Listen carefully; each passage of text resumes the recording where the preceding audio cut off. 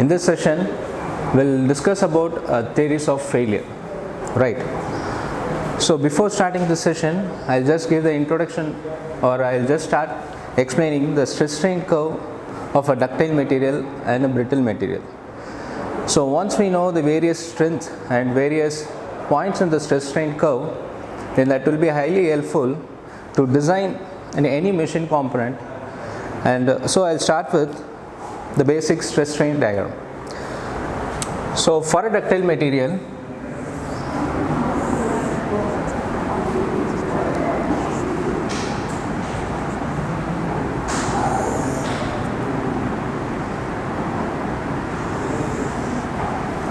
right, this is a typical stress strain curve for a ductile material.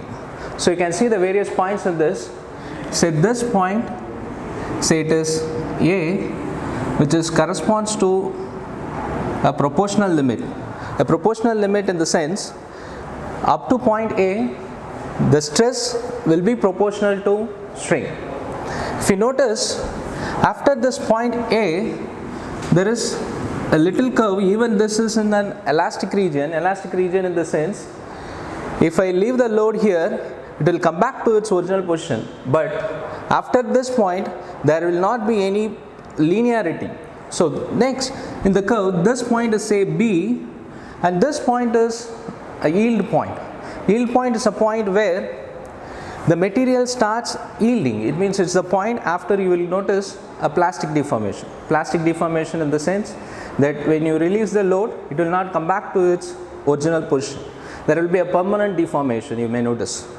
So after this zone, if you want further strain, then you have to apply more load for this, for a noticeable deformation. This is due to strain hardening.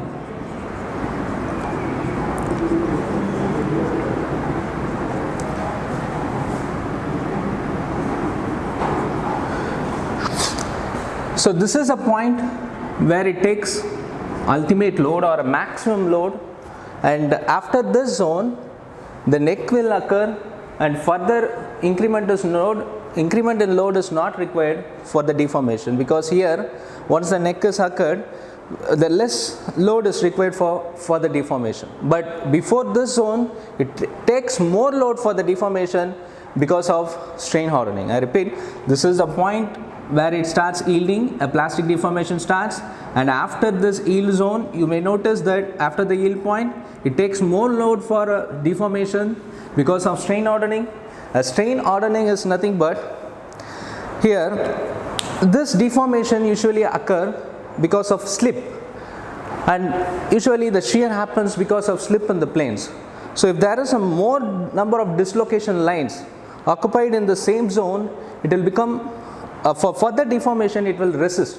I mean to say that if there is more dislocation line in the same zone, then for further deformation it takes more load. So that's why there is an increment in the stress for the deformation. Once the neck is formed, the cross section area will be very less. For further deformation it takes very less load. So this is the typical stress strain curve for a ductile material, where this point A refers the elastic limit or a proportional limit up to which stress will be proportional to strain, and the proportionality constant is Young's modulus. And after that there will be also an elastic zone, but there will not be a linear proportionality. At point B, the material starts yielding, and after yielding it takes more load for further deformation due to strain hardening, and after strain hardening, once neck occurs, it takes less load for further deformation, right?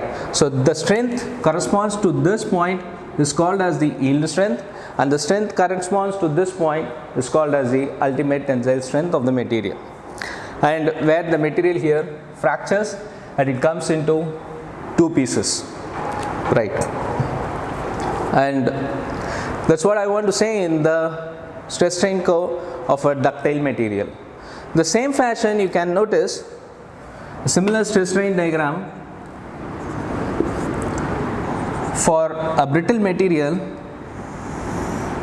There will not be noticeable yield in a brittle material. The material, when it carries the load, after some point of time, it will be fractured, that it will come into two parts without deformation, that is without yielding. So this is the difference between a ductile material. This is for ductile and this is for brittle. So now the problem is solved almost. So from the stress strain curve, if you are using a ductile material, one can say that if the material is subjected to uniaxial loading condition, if the stress level or the stress which is induced in the material is more than the yield strength of the material, then the material is failed, obviously, because it goes to plastic deformation. Or the same material, if it is subjected to uniaxial loading condition, if it is more than its ultimate tensile strength, the material will afterwards it gets into a region of fracture, it comes into two pieces. So from this two diagram, we can say for brittle material, I have to choose the ultimate tensile strength for the design criteria, and here most probably people will choose the yield strength for the design criteria. And here in this curve, I forgot to say one point that here for some materials, they very clearly see that the lower yield and upper yield point. So upper yield point is the point where the material will start to yield. So if the material wants to start to yield, it takes more load for the shear. So more load to slip to occur. So once that has happened, then the slip will go more smoothly. So for that, this load which is required will be very less for the deformation.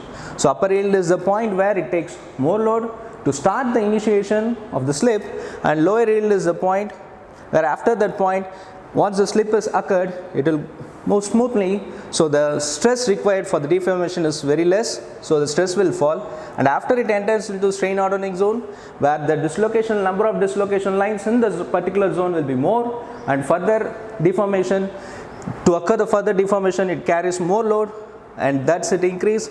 Once it reaches the maximum point in the curve is the ultimate tensile strength. So here it takes the maximum load in this curve, and after that the neck is occurred here. Due to that, the stress will be reduced, or the stress required for further deformation is less for, yes, right.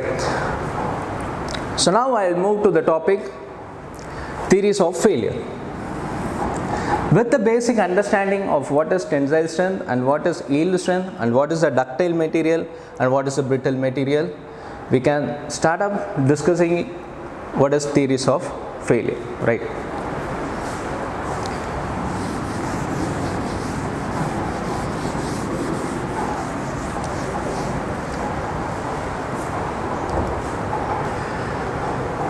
So from the stress strain curve of a ductile material, we noticed after yield point, the material will go a plastic deformation or the yielding will occur, and we say that is the failure because the material goes more yielding. That's what we say failure. Actually, I want to define what is failure. Failure is not meant to be a fracture all the time. So it doesn't mean that failure means it has to get into 2 or 3 breakage parts. So failure is if a material or a machine component is said to be failed, it says that the material or the machine component fails to perform its function. For example, I'll take a spring. You all know that the purpose of the spring is if I give some initial displacement and if I release the load, it has to go back to its original position. So if I give a more load such that the stress induced here is exceeding its yield strength, then the spring will not come back to its original position because there will be a permanent deformation. So now I can say that the spring is said to be failed because no more it is doing its function, because it's not going to its original position. Here, this video is brought to you by Monster Shakes, co-sponsored by TechnoSpark.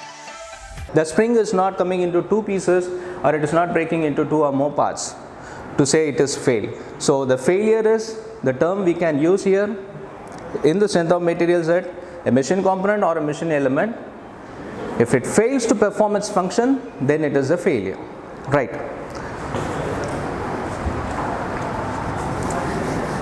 So now, why theories of failures are proposed? So from the basic stress strain curve for ductile and brittle materials I have shown, the yield strength is a failure criteria for ductile material, and ultimate tensile strength we choose for brittle material. So it is very well known now. In a uniaxial condition, if you want to design any component, that component is subjected to only uniaxial condition, then I can choose the yield strength and ultimate strength as a failure criteria. Now the situation is, in real time, it is not going to be always an uniaxial loading condition. Uniaxial loading condition means, let's say a rod or some component is there where the load is acting along its axis. So this is along one of its axis. It is an uniaxial condition. But in the real-time applications, a component may subject to a biaxial or triaxial loading conditions. Even a tau xy or tau yx may be acting on the system. This is a typical biaxial loading condition of a component. So now, for this condition, you can easily say the yield strength or ultimate strength as the failure. You can use it as use the failure criteria. But here, how you will say the material fails or when the material fails? For ductile material, yielding is a failure. For brittle, it is the ultimate strength. So for this condition, when it is a biaxial or triaxial, so to conclude that, to say when the material fails in biaxial or triaxial condition, the people have proposed a theories for failure. In this session, I will explain 4 theories. One is maximum principal stress theory. Another one is maximum principal strain theory. The third one is maximum shear stress theory.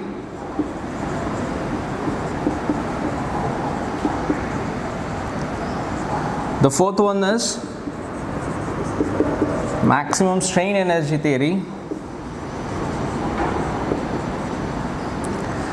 The last, which is most important theory we use for ductile material, is maximum shear strain energy theory, or von Mises theory, or somewhere you might have studied it as maximum distortion energy theory, right?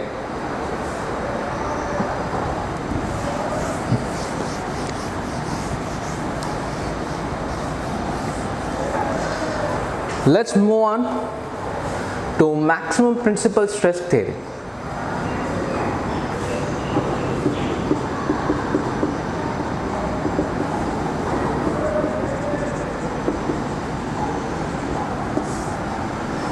Right, as I explained you now that why we are using this theories of failures, because there's various strengths like yield strength and ultimate strength of the materials which you are using or calculated experimentally from uniaxial loading condition. So you'll apply an axial load in the tensile test and we'll find out its properties. But in reality, it may be biaxial or triaxial loading conditions. So when to say that a material or a component which is subjected to biaxial or triaxial loading condition is said to be failed, or whether when it will yield or when it will get fractured. So there comes these theories. So first, maximum principal stress theory. According to this theory, the material is said to be failed or the material to be safe. For no failure, the maximum principal stress in the member under biaxial or triaxial loading condition should be less than the yield strength of the material in uniaxial loading condition. So it is quite logical. That is, what it says is the maximum principal stress under this biaxial loading condition should be always less than the yield strength of the material, or else the material will start yielding in the biaxial case. That's what it says. So now with the statement, we'll try to put in the math form. So mathematically we can write that the principal stresses for biaxial loading conditions sigma 1 and sigma 2 For a maximum limit, it must be equal to sigma y. So that is the yield strength of the material. You may choose it and ultimate tensile strength also for if your design consideration is ultimate strength, if it is a brittle material, right? So before going into this topic, you should have a wide knowledge about what is principal stresses and strains. So from here you can conclude the prerequisite for this session is you should have good knowledge about what is principal stress and what is principal strains. So here I summarize that how to calculate the principal stress from the basic strength of materials. I'll just write the equation. Here I am not explaining to you how it has come, the equation. So it is sigma x plus sigma y by 2 plus or minus square root of sigma x minus sigma y by 2 whole square plus tau xy square. So sigma 1 takes the plus and sigma 2 takes the minus. Similarly, the maximum shear stress in the component in a biaxial condition is sigma 1 minus sigma 2 divided by 2. So here I am not explaining you this equation how it has derived. So this is the prerequisite for this session, right? So if I want to give me a small introduction of the principal stresses and planes, principal plane is a plane where only the normal stresses are acting, where the shear stresses are 0. So the stresses which is acting on the principal plane is said to be the principal stresses, and that will be only the normal stresses, right? With the small introduction, I'll explain you maximum stress theory. So I just said explain about the what principal stress theory says. The mathematical form of that theory is the principal stress should be less than sigma y. For maximum boundary condition, the principal stress would be equal to sigma y. So in order to develop region of safety, the region of safety is where this is sigma 1 and sigma 2. I want to develop the boundary, and with this figure I want to say the stresses which falls inside this boundary is safer. So this diagram is nothing but a region of safety which says when the material will fail. So in order to draw this, I'll take the maximum limit. So the equation now sigma 1 is equal to sigma y, sigma 2 is equal to sigma y. This is of tensile in nature, and the same if this is in compression, the boundary will be minus sigma 1 is equal to sigma y, minus sigma 2 is equal to sigma y. This is of compression and this is of tension, right? So now I'll try to plot this. So this is, I took this sigma 1 in x-axis, sigma 2 in y-axis. Say this point is sigma y corresponds to the yield strength. This is the negative axis. Sigma 1 is equal to sigma y is this line, right, where this is the line which is sigma 1 is equal to sigma y. Similarly, this is the line sigma 2 is equal to sigma y. This is the negative zone, and this is minus sigma 2 is equal to sigma y. So this is the boundary of these equations. The boundary line, these lines are corresponding to these equations, and with this we develop a geometry, or the boundary is developed. Now whatever the stress which is generated in the material, if it is falls inside this boundary, then the material is said to be safe. If it falls outside this boundary, then the material is not safe, it is going to fail. If we choose the yield as a limit, then after this the material is going to start yielding. If I choose the boundary condition for ultimate, then it will start fracture, or it will come into two pieces, right? So this is all about maximum principal stress theory. If you want to summarize it, the maximum principal stress theory says that for no failure, the maximum principal stress induced in the material under biaxial or triaxial loading condition should be always less than the yield strength of the material. So with this criteria we developed the mathematical equation, and with this we developed a boundary, and this figure is called as a region of safety. Whichever the stress induced now which falls inside this curve is said to be safe. If it falls outside, it is said to be failure, right? Now we'll discuss about a maximum principal strain theory. So according to maximum principal strain theory, for no failure, the maximum principal strain induced in the material under the general loading condition, I mean to say biaxial or triaxial loading condition, should be less than the strain at the yield point of the material in the uniaxial loading condition or under uniaxial loading condition. So let me explain that. So it is a rod which is subjected to uniaxial loading condition. The stress is applied here. According to this theory, it says that at yield point the strain is known. At any case, in the general loading condition, the strain which is developed should be always lesser than the strain of a material which is under uniaxial condition. The strain should be here, the strain, the failure criteria we should take is the strain at the yield point. This video is brought to you by Monster Shakes, co-sponsored by TechnoSpark. How much strain which is happen at yield point is chosen as the design criteria here, right?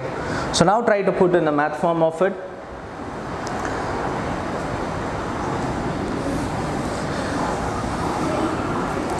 So in an uniaxial condition,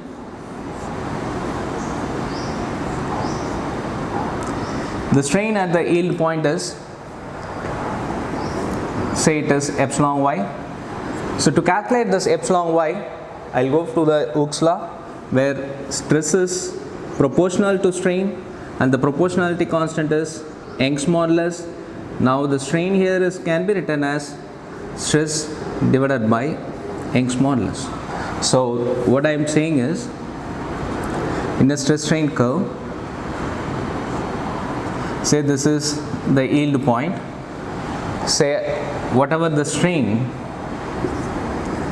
which is happened here corresponds to yield point is taken as the design criteria.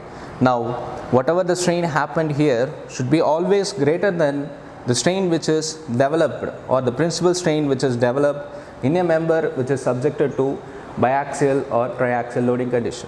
That's what we are saying here. So with this, strain corresponding to the yield will be equal to sigma y by E. So if I want to develop the boundary condition, I'll choose the maximum limit. So that's why I'm taking equal to as epsilon y. The epsilon y is rewritten as sigma y divided by E. Now I'll calculate the strain or the principal strain in an biaxial or triaxial loading condition. Right. In a triaxial or biaxial loading conditions, the strain will be equal to sigma 1 by E minus mu sigma 2 by E minus mu sigma 3 by E. This is one condition. Similarly, sigma 2 by E minus mu sigma 1 by E minus mu sigma 3 by E, which is equal to sigma y by E. Similarly, for principal stress 3, sigma 3 by E minus mu sigma 2 by E minus mu sigma 1 by E is equal to sigma y by E. Right, let me explain this. So as you know from the Hooke's law that the stress will be proportional to strain and the proportionality constant is Young's modulus, and so from that we say that sigma y by E is the strain in a uniaxial loading condition, corresponds to the yield point. Similarly here, say for a biaxial loading condition,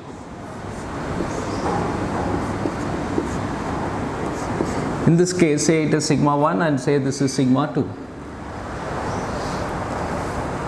The strain corresponds to sigma 1 is sigma 1 by E.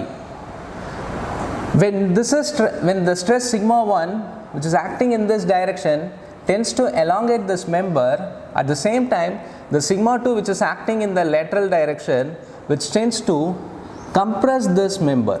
So it means the length of the member is reduced. So for total strain, if you are calculating, This is the strain corresponds to sigma 1. That has to be subtracted from the strain which is induced in this axis because of sigma 2. So that's what we are subtracting here. Similarly, in a triaxial condition, I am subtracting the other direction force also, stress also. Right. So how it is mu sigma 2 by E? So I'll explain what is Poisson's ratio, which is nothing but lateral strain divided by longitudinal strain. So lateral strain can be calculated as Poisson's ratio times the longitudinal strain. So lateral strain here for this problem, for this equation is along this axis. This is the lateral strain for the strain which is acting in this direction. When sigma 2 is acting in this direction, this is the lateral strain which can be calculated as mu times the longitudinal strain. That is the mu times the longitudinal strain. The longitudinal strain is this one, which is sigma 2 divided by E. So that's the reason that this equation, the total strain in this axis is sigma 1 by E minus mu times sigma 2 by E minus mu times sigma 3 by E, that must be equal to sigma by Y by E. This is in a uniaxial condition case, and this is for triaxial.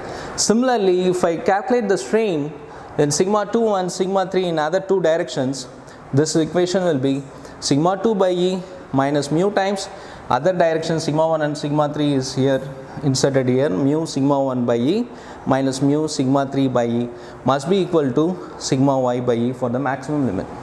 Similarly, sigma 3 by E minus mu times sigma 2 by E minus mu times sigma 1 by E must be equal to sigma Y by E.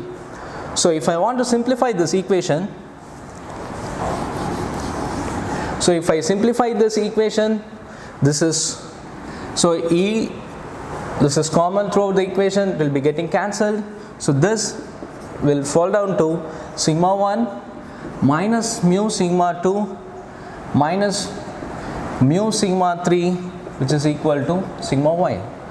And also we are worrying about only a biaxial loading condition, so I remove the sigma 3 term. So it is written as sigma 1 minus mu sigma 2 is equal to sigma Y.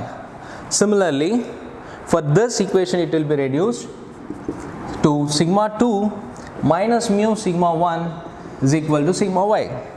Similarly, for the third equation, so third equation corresponds to third principal axis, so in biaxial condition it will not come into picture. So these are the two equations we use for making a region of safety. So now, and these two equations corresponds to tensile, that takes the positive value. If this two equation corresponds to tensile, similarly for compressive if I take, then it will be minus sigma 1 plus mu sigma 2 is equal to sigma Y, and minus sigma 2 plus mu sigma 1 is equal to sigma Y. Number 3 and equation number 4. So now, with all these four equations, we'll try to frame the region of safety, and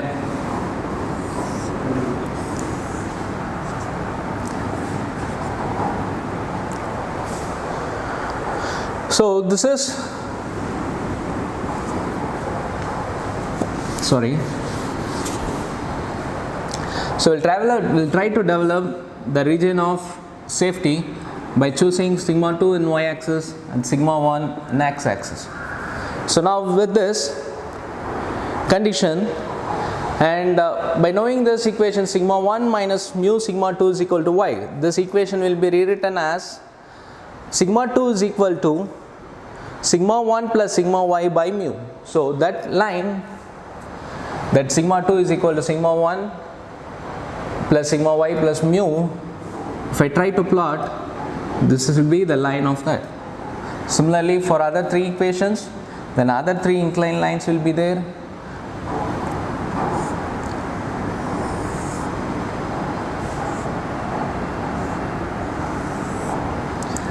Right.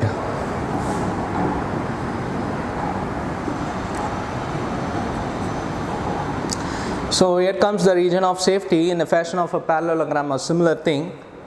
So where this line corresponds to this sigma 1 minus mu, sigma 2 is equal to y, and similarly sigma 2 is equal to mu sigma 1 is minus mu sigma 2 minus mu sigma 1 is equal to sigma y, chooses correspondingly the various lines in the region of safety.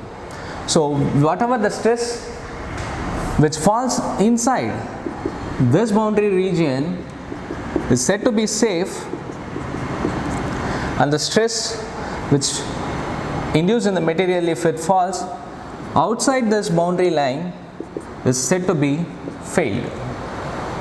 And this is what the region of safety for maximum principal strain theory. Let me summarize this theory again.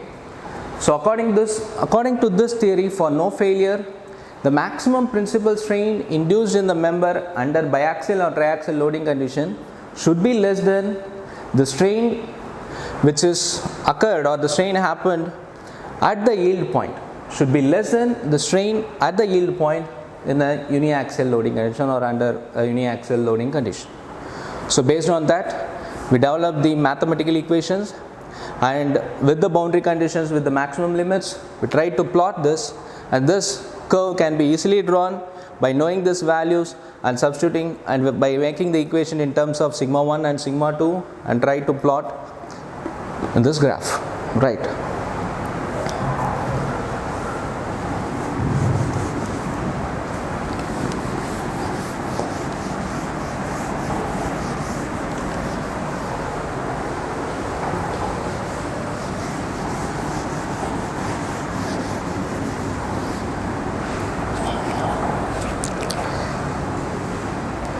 Further, we'll discuss now a maximum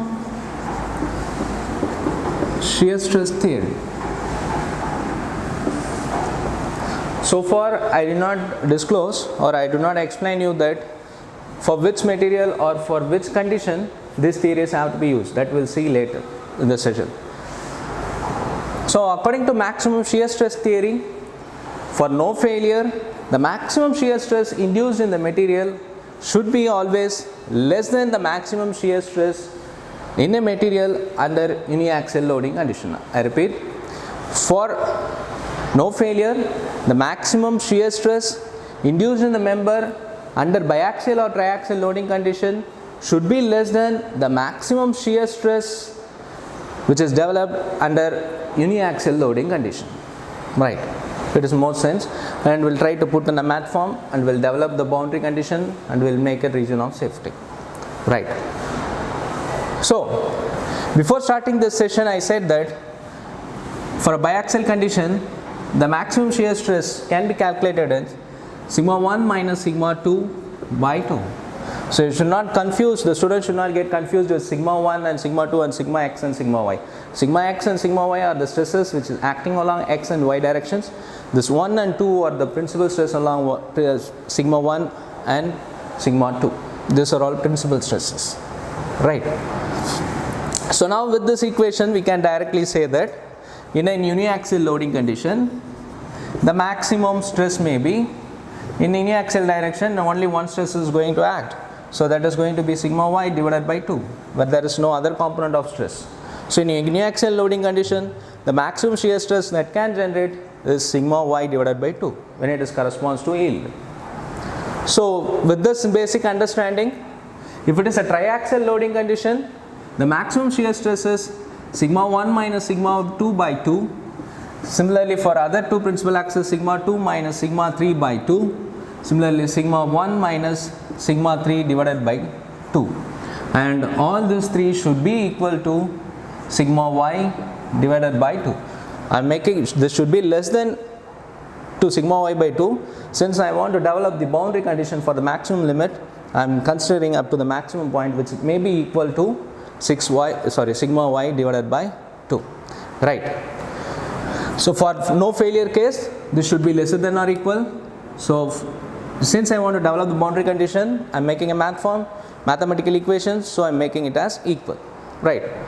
So now if I reduce to biaxial loading condition, in a biaxial loading condition there will not be sigma 3, say this is sigma 1, sigma 2 or tau is acting. So there is no sigma 3, so the equations will be reduced to sigma 1 minus sigma 2 by 2, which is equal to sigma y by 2. This is one equation. And another one is sigma 2 divided by 2 is equal to sigma y by 2. This is another equation. And similarly, the third one is sigma 1 by 2 is equal to sigma y by 3. This is the sigma y by 2. This is the third equation. If I simplify this further, this will be both the side having 2 here. So it will be sigma 1 minus sigma 2 must be equal to sigma y. With this one, it is sigma 2 is equal to sigma y. For this case, it is sigma 1 is equal to sigma y. If I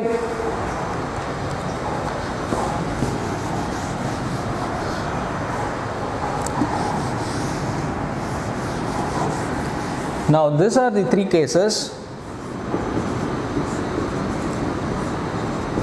where these are all positive, and in a compression or these are all tensile in fashion. For a compression, this can be written as minus sigma 1 plus sigma 2 is equal to sigma y, minus sigma 2 is equal to sigma y, minus sigma 1 is equal to sigma y.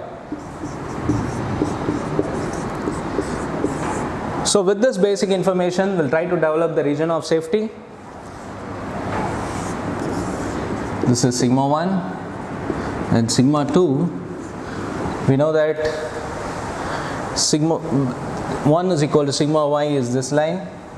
Similarly, sigma 2 is equal to sigma y, minus sigma 1 or minus sigma 2 is equal to sigma y, minus sigma 1 is equal to sigma y is this line. So here, so again minus sigma 1 plus sigma 2, so it is, say this is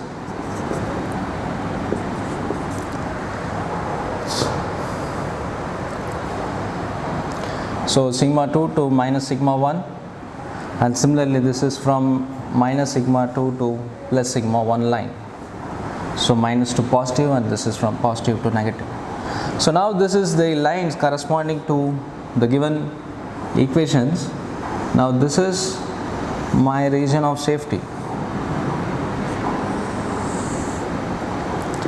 If the stress which is induced in the member falls inside this boundary, then it is said to be safe, and when the stress which is falls outside this boundary is said to be fail.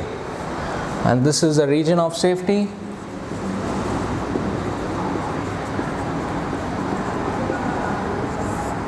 Curve for maximum shear stress theory. Let me summarize this.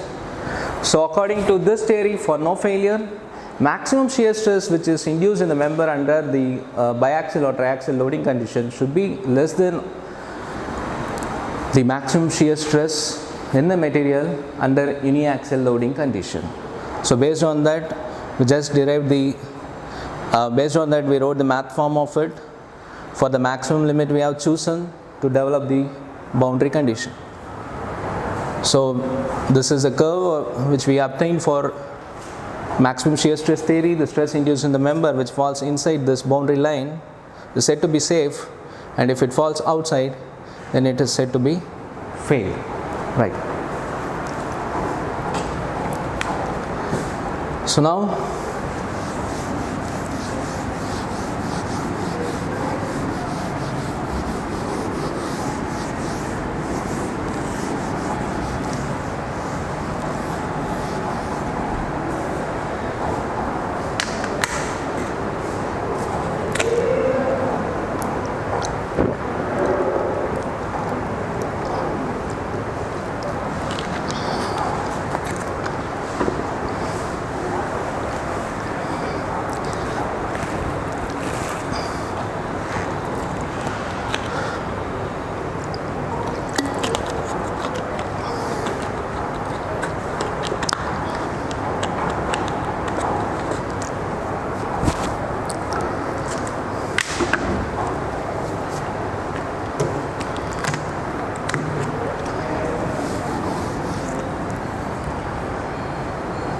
Now we'll move to the next theory. It is maximum strain energy theory.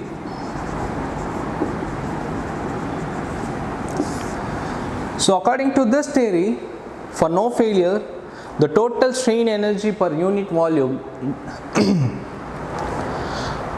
in the member under biaxial or triaxial loading condition should be less than the total strain energy per unit volume in a material under uniaxial loading condition. For more updates, stay tuned to KL Radio, the voice of Kalians. This video is brought to you by Monster Shakes, co-sponsored by TechnoSpark.